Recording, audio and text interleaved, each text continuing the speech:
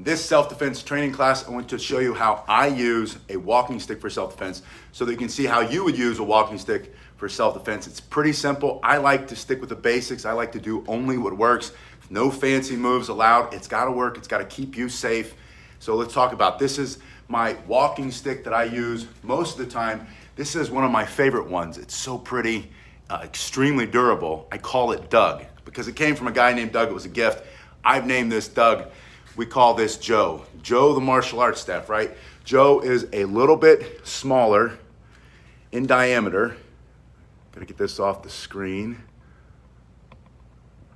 Sorry about that. But it's a basic self-defense staff. It's a medium size, it's about 54 inches. This is designed specifically for self-defense. Hello, Dee. It's good to see you. Dee's in New Zealand. But I train with the Joe. That's something that you can do. You can train with a martial arts staff and then use this, walk around during your daily routine, go for a hike, go for a walk, carrying a Joe martial arts staff, and it just looks like a stick. If somebody doesn't know, they don't know it's a martial arts stick. It just looks like a self-defense, or they don't know it's a self-defense stick. They just think it's a walking stick.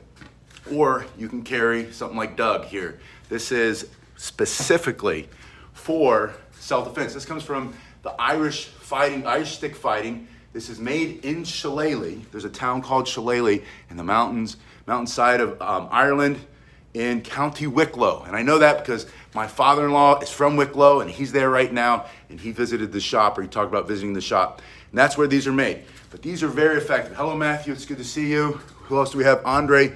Andre's in France. Andre, welcome, thank you for being here. Now, I want to show you, keep it simple. The most simple techniques are going to be the most effective. And I want you to think about what works only. Don't think about fancy moves. The first one is going to be a simple thrust. So if you're walking with your walking stick, this is how I use my walking stick for self-defense.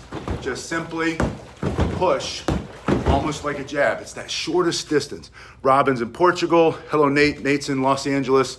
And Al Bailey said, is it legal to carry? Yes. And I'll tell you why.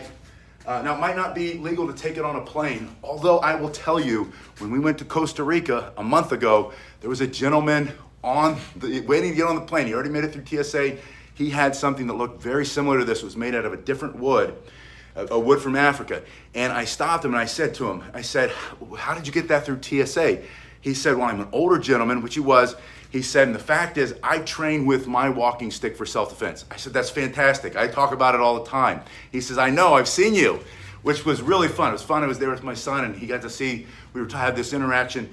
But he said that he got it through TSA. He simply told him it was his walking stick, that if he didn't use it, he was going to limp all over the place. They didn't even question him. So most of the time, you can carry a cane. In the past, I always thought they would take your walking stick, but he got his through. He says he flies all over the world. No one ever takes it from him. So yes, in most places you can carry it. This Irish Shillelagh has this big knob on the end. It's the same technique with the Joe martial arts stick. You can simply push and thrust, but you have to think about principles of self-defense. Number one, Paul, thank you. Paul says, love your videos. Paul, thanks for being here. Number one, think about what the material is. This is wood. These are both wood. This is an extremely hard wood. Most shillelaghs traditionally would have some lead in the knot right here. Now this one is very heavy. I'm sure that it does. I don't even know how they get it in there, but it's a burled piece of wood. This is almost like a hammer or a fist coming straight into the nose or into the throat or into the sternum, into the solar plexus, into the groin for self-defense. Not to hurt somebody, not because you're a bully, but for self-defense. You have the right to defend yourself, and you can at every single age. You shouldn't have to feel like you have to become a victim as you get older. So from here, you can thrust with this. This is very effective. It's made out of hickory. The second technique I want you to see, that this is how I use my walking stick for self-defense, it's how you can too, is turning. It's almost like a punch, and you push your thumb side down, pinky side comes up, and that twisting motion puts the long side of your walking stick, whether you're using the Joe martial arts staff or a traditional walking stick, it brings it up and across the side of the head. Now, it's very effective. I don't care what kind of walking stick you're going to use. It's fast, it's effective, and it's simple. And I want to keep it simple because you have to be able to use it. If I give you a very complex, multifaceted, multi-step series of moves, it's not going to work for you or for me or for anybody else. Andre says, what about a golf club? Of course. I do know some people who carry a golf club for self-defense when they go for a walk in the morning with their dog, because there are other dogs that have attacked them before, and they carry that. Now, I don't know what the legal ramifications are if they had to use that, and I'm not a lawyer. Legal disclaimer, you're on your own when it comes to that. Use your common sense first, but I do believe you have the right to defend yourself in most situations. This is a better option. It's much more attractive too, and it looks like a walking stick because it is a walking stick. This is a Martial Arts Joe staff. There's a link below where you can see exactly how this is made, how inexpensive they are, and how extremely durable and strong it is. You can even make your own with a dowel rod from the hardware store, the do-it-yourself shop, but it also looks just like a walking stick. In fact, if you were walking down the street, no one would say, why is that guy carrying a martial arts staff? Now, if you had the big long staff, the bow, the Japanese long staff, they might say, that guy's walking around, he thinks he's Gandalf the Great or something. Why does he have that? That would be a little bit more weird, but this, it's like the gray man option. It would make complete sense to somebody that you might just be out for a nice long walk. Maybe your hip hurts, your knee hurts, your foot hurts. You're just carrying something for mobility, right? To help you get along down the street. Your first technique, a thrust. Your second technique, you turn. I'm gonna have to put one down to show you my third technique, which is my favorite. This is how I use the walking stick for self-defense. Yeah, it is. That's a root ball. Paul says, I think the knob is a root ball. It's exactly what that is. This, and again, it's a heavy hammer. This one, again, we're gonna call this one Doug. It was a nice gift from a gentleman named Doug. That's why I called him Doug. And I call this guy Joe, because it's a Joe martial arts staff. That helps me keep them separated, keep it clear in the head, right? But in this position, if you need to create distance quickly in a very simple, effective way, this is how I use my walking stick for self-defense. I simply pick this up to the side of my head. Now, I'm a big fan of putting the helmet on when it comes to self-defense. That means if I didn't have any weapon in my hand or any self-defense tool, I can drive my elbow, this is his face, drive my elbow or into his throat, into his solar plexus, and create distance. I'm a big fan of being first mover. Moving, if I know that there's a threat, I don't have any choice but to defend myself physically. I'd like to be the first one to get there and stop him before he stops me, right? Close with and destroy. You put your helmet on, your hand comes here so you can absorb the blows better. You can protect your head, you can protect the vital spots on your body. This is how I use my self-defense stick. I also like to bring this up for the same reason. That puts it also in your front hand. So from here to here, now you can thrust with a simple move. It only works if it's fast, simple, if it's a direct line. It's if you have to do all kinds of complicated, fancy moving steps. This is all fun and cool and neat to train with, but I like simple when it comes to self-defense. I love both. I love doing the fancy martial arts style moves and the cool things that you learn from different styles, but I like most effective self-defense moves that are gonna work. If you like self-defense, if you like martial arts, if you like both of them, please give me a thumbs up. Please subscribe if you haven't already. That just helps me grow the channel. That helps us all come together and helps this community of like-minded people grow. So please help us out, help us grow this channel. Bring this here, thrust here. Now from here, I will pull here and bring it down over top. This is how I use my walking stick for self-defense. Thank you, Gray. Nate. Nate says, you got it. Thank you for subscribing. Yeah, and Andre says, simple is better.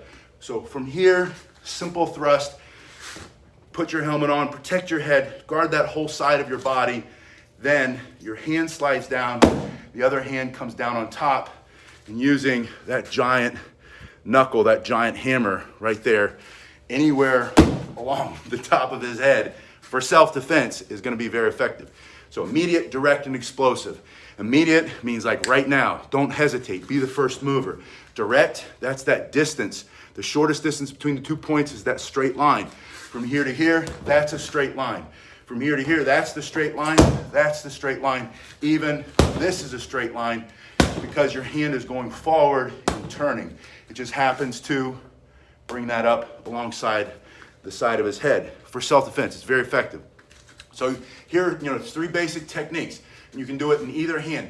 In fact, it would be a good idea if you practiced with one hand and practiced with the other hand. That's how I use my walking stick for self-defense.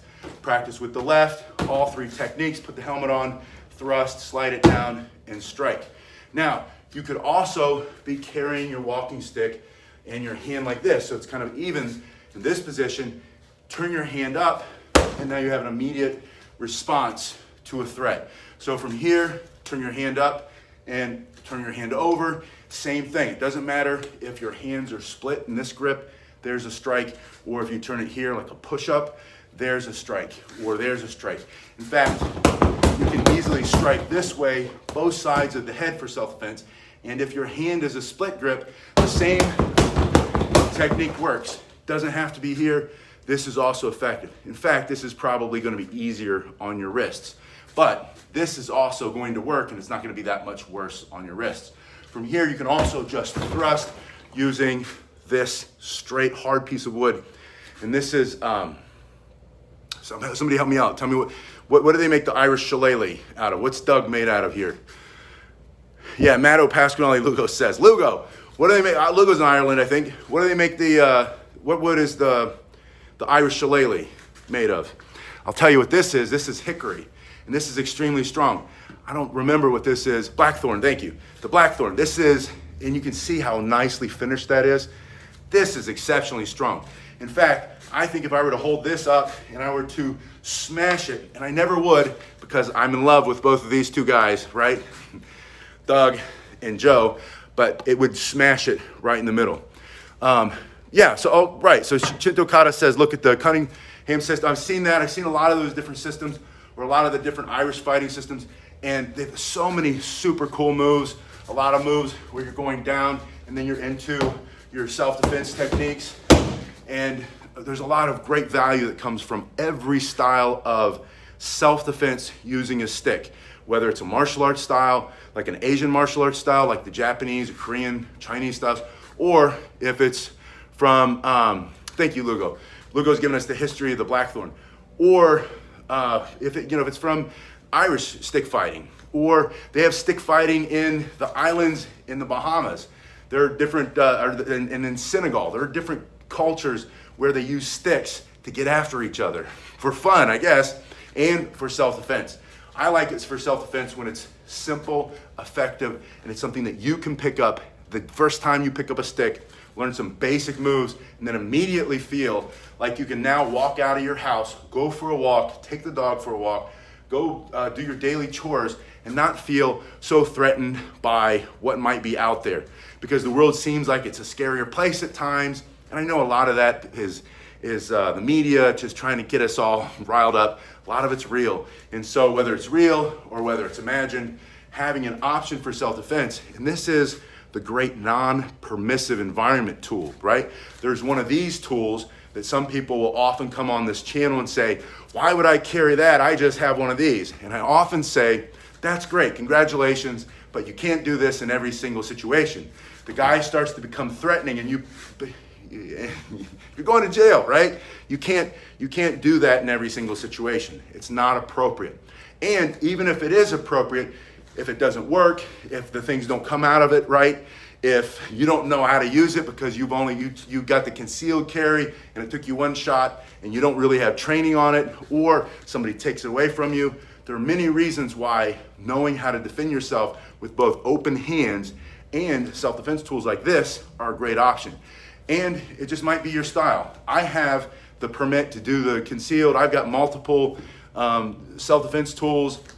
I spent time in the Marine Corps and in the Army, and in a lot of competitive shooting types of situations. I've done a lot of training on weapon retention using that tool. I've done a lot of training on accuracy drills and speed drills, and I love to shoot steel. There are a lot of ways that I could be very effective if that's what I chose to do for self-defense, but it doesn't feel appropriate for me in most places. And in most situations, if you go into like a bank or the school or the church, I'm not carrying those things in there.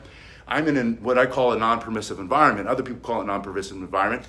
You might be in a non-permissive environment where you've gone through TSA and you have your walking cane for self-defense, or you have a walking stick for self-defense, or you've trained with this tool for self-defense, a stick for self-defense, and there's sticks everywhere. There's an umbrella. Maybe use an umbrella to be your self-defense tool. Maybe you did carry your golf clubs onto the plane. I don't think you can in first class. I've seen them put them in the first class, so I know some people can get them through, right? But just having the ability to know how to do some simple things with a self-defense tool that is not one of these, but is one of these with a simple thrust. Put your helmet on, strike this way, twist this way, get it in two hands, pushing to the side, take out a knee, right? Go for the middle. Simple things. Immediate, effective, and explosive. Immediate, direct, and explosive. That's what you need. Yeah, so Nate says use a curtain rod. You can use a curtain rod. There's so many tools when you start to learn how to defend yourself using a Joe martial arts staff. And again, if you want to see what the dimensions are, it's that first link below, or an Irish shillelagh. You train with this, and then when this isn't with you, you look around, and often there are other things that you can use. They might not be the exact same length, maybe not the same material, not the same heaviness, or the same diameter or thickness, but you know how to defend yourself using. You might even create your own. Like I've shown you many times how to roll up a magazine to use a short stick for self-defense, or how to take a long newspaper, flip it over, put a shaker of salt in the middle, roll that up, and now you have a club for self-defense, like a short, like a war club or a mace, something like that. Hello from Wilson's in Vancouver, Canada. Hello, Wilson. We've got Canada here, Britain, Los Angeles. Where else do we have? Ireland and France. So worldwide, this is our global virtual dojo. That's what I love about this so much, is that all of us come together. And when you share the comments with me, when you ask me questions or you add things to it. Yeah, Lugo says lead shot is a loaded stick. There's lead shot in here, I know for a fact. In fact, if we go and get one of the other shillelaghs, because I have multiple, Doug sent me several. Thank you, Doug. This one I call Doug because it just reminds me of a tough older gentleman, and that's how I picture Doug, tough older gentleman. Then this is the self-defense stick with the lead in the tip. This one, Daryl's in Northern California. Welcome, Daryl. Thank you for being here. Northern California is so beautiful. Big Sur, right there. It's one of my favorite places that we visited. Oh yeah, Peter's in Germany. Welcome, Peter in Germany. And Andre says, International Seafood, thank you very much. Andre, I think you said you're in France.